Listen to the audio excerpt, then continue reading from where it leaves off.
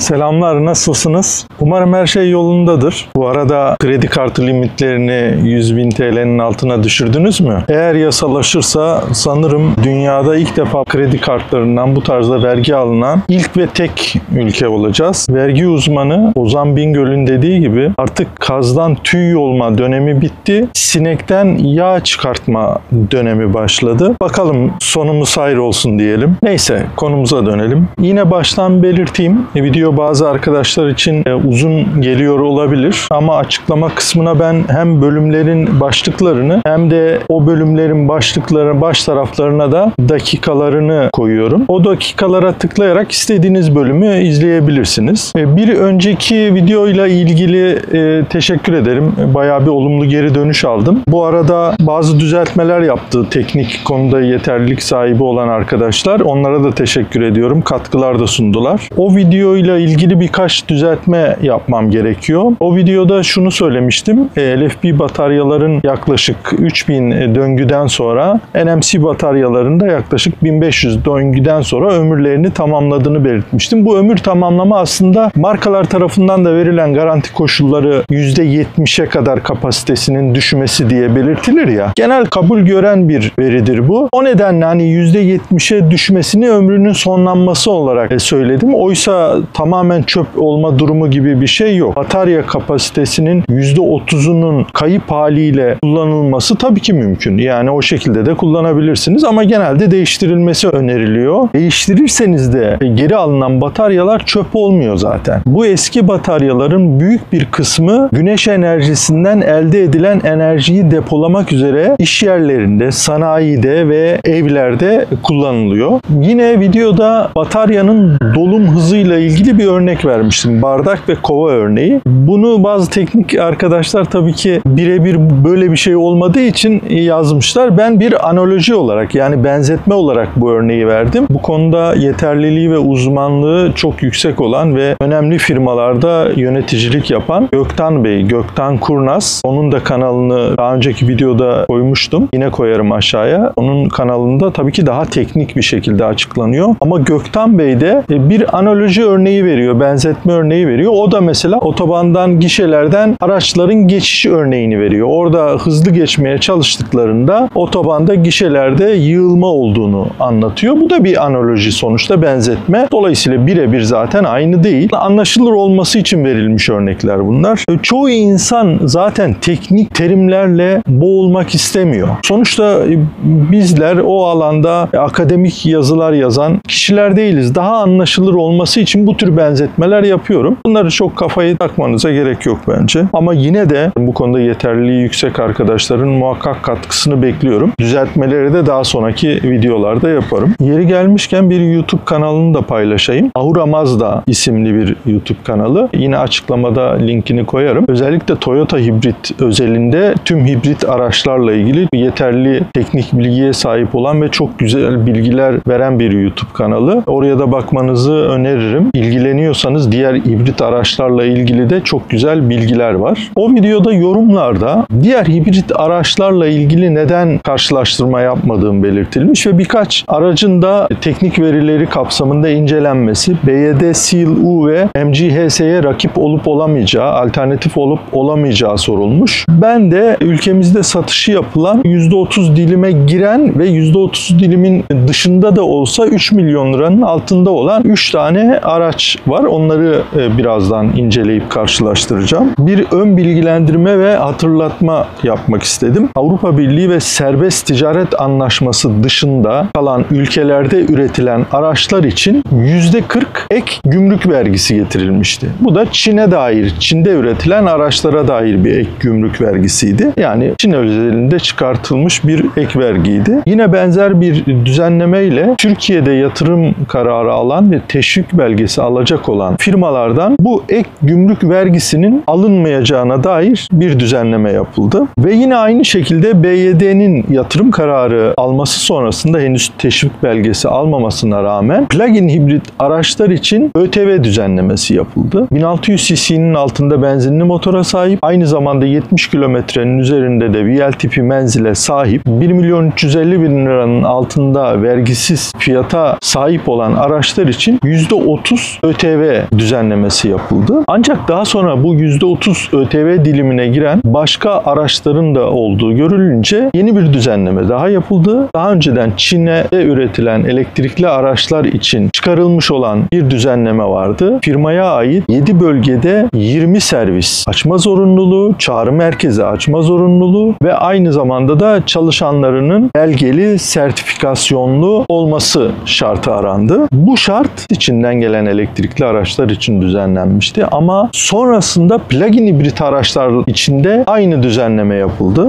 Şimdi karşılaştırmaya geçmeden önce şunu söylemek istiyorum. Çok fazla sayıda aslında plug-in hibrit araç var. Ama bunlar fiyat olarak çok yukarıda. Yani 3 milyonun üstünde olduğu için ve bu %30 vergi dilimine girmediği için onları karşılaştırmak istemedim. Yani onları bu listeye almadım. Onlar bir nevi premium tarzında yüksek bedelli alınabilen araçlar. Halen de satılan birkaç tane model var. Bu anlamda baktığımızda listemize giren 3 tane araç var. Şimdi onları ekranda da tablosunu koyuyorum. Onların verilerini yine kendi sayfalarından aldım. Olmayan verileri diğer internet sitelerinden bulup koymaya çalıştım. Fiyat olarak BYD Seal U ve MG HS'ye yakın konumlandırılmış 2 tane araç var aslında. Bir tanesi DFSK E5, diğeri ise Lynk & Co 01. Bir de 2.780.000 liraya olan Kia Sportage plug-in hibrit aracı var. Bunlara baktığımızda DFSK E5'in 2 farklı donanıma sahip aracı var. Birincisi 2.240.000 liste fiyatına sahip, diğeri ise 2.560.000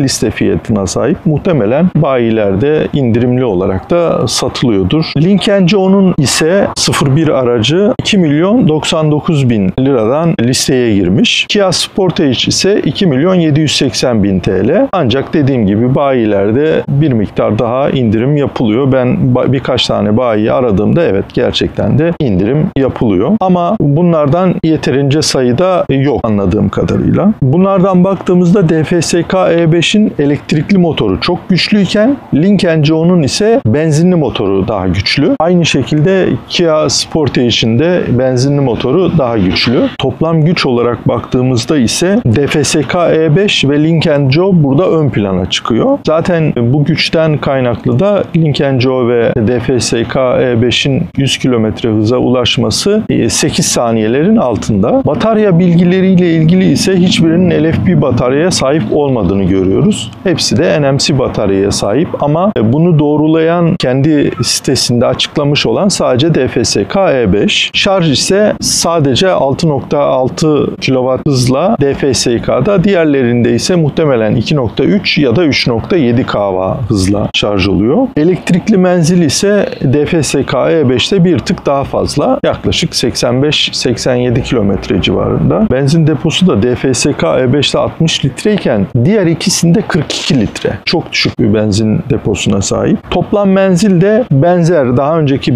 BYD Seal U ve MG HS'ye benzer kilometrelerde. Burada veri olarak sadece DFSK E5 vermiş. O da 1150 kilometre olarak vermiş. Büyüklük hacim olarak baktığımızda ise DFSK bir tık daha ön planda. Daha büyük bir araç. Zaten 7 koltuklu ama 7 koltuklu kullanıldığında bagaj kapasitesi çok düşük oluyor. Onu 5 koltuk olarak yaparak da 2 koltuğu yatırarak bagaj kapasitesi arttırılabilmiş oluyor. Burada bagaj olarak ise 5 koltuklu hacimden bahsettiğimizde Kia Sportage bir miktar daha önde. Euro NCAP testlerine baktığımızda ise güvenlik olarak Lynk & Co çok daha önde bir araç, daha güvenlikli bir araç. Şimdi aslında bu araçları değerlendirdiğimizde Lynk & Co şu anda satışta olmayan, benim geçen videoda da bahsettiğim ve 2 yıl kullandığım, deneyimlediğim, deneyimlerini aktardığım XC40 T5 plug-in hibritle aynı veriye sahip, aynı donanıma sahip ve aynı banttan iniyor. Dolayısıyla Lynk & Co 01'i bir nevi Volvo XC40 T5 plug-in hibrit olarak da kafanızda yorumlayıp değerlendirebilirsiniz. Gerçekten çok kaliteli, çok güvenli, çok güçlü bir araç. DFSK E5 ise batarya kapasitesi olarak daha yüksek olduğu için bir tık daha önde elektrikli menzil olarak. Şimdi bu verilere baktığımızda kendi yorumumu söylemek istiyorum. Birincisi şunu görmek gerekiyor. Teşvik belgesi alacak olan BYD'nin dışındaki araçlar henüz 7 bölgede 20 servis, çağrı merkezi ve sertifikalı çalışanlara sahip olmadığı için MG de dahil olmak üzere hiçbirisi yeni araç getiremeyecek. Ancak stoklarındaki araçları satabilecekler. Bu bir risk. Yani ben DFSK E5 aldığımda, Lynk & Co aldığımda veya MG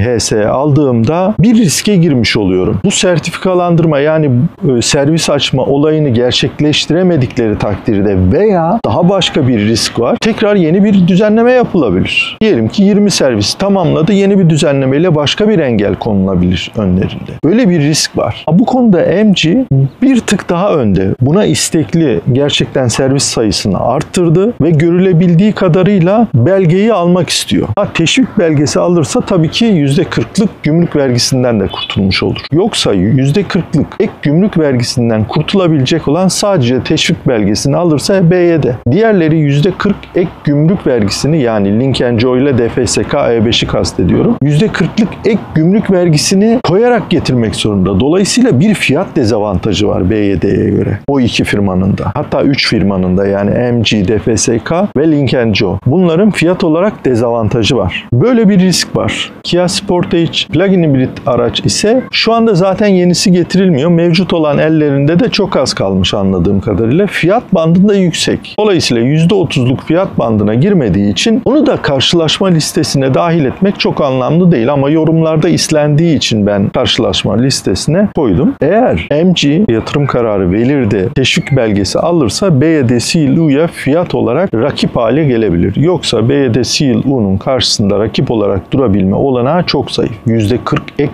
gümrük vergisi konulduğu için. BYD bu nedenle rakipsiz bir şekilde piyasada olmuş olacak. Ben tüketici olarak, kullanıcı olarak bu nedenlerle tercih ettiğimde ya BYD'yi tercih ederim ya da MG'nin eğer o belgeyi alacağını düşünüyorsam yani %40'lık gümrük vergisiyle de olsa getirmek üzere 20 servis, çağrı merkezi ve sertifikalı çalışanlarını tamamlayıp o düzenlemeye uygun belgeyi alabileceğini düşünüyorsam MG alabilirim. Yani BYD'ye tek yakın olabilecek rakip MG HS. Şu anda DFSK E5 ve Lynk & Co 01 ve aynı zamanda da Kia Sportage bir miktar ellerinde var bayiler. Ama gerisinin gelmeme ihtimali olması nedeniyle ben onların bu markaların riskli olduğunu düşünüyorum. Tabii ki son karar sizlerin. Beni izlediğiniz için çok teşekkür ederim. Yine abone olursanız teşekkürlerimi iletiyorum. Kendinize iyi bakın. Tekrar görüşmek üzere.